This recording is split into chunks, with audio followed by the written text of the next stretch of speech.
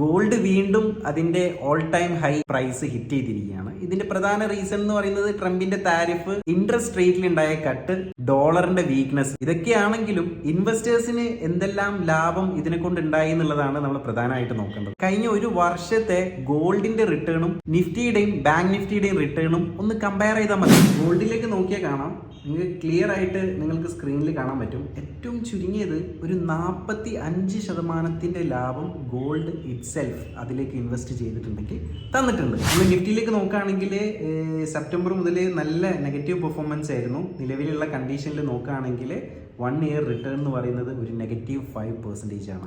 ഇതേ സ്ഥാനത്ത് നമ്മൾ ബാങ്ക് നിഫ്റ്റിയിലേക്ക് നോക്കുകയാണെന്നുണ്ടെങ്കിൽ ബാങ്ക് നിഫ്റ്റിയുടെ റിട്ടേൺസ് എന്ന് പറയുന്നത് 1 ഇയറിലെ റിട്ടേൺസ് എന്ന് പറയുന്നത് ജസ്റ്റ് 4% മാത്രമാണ്.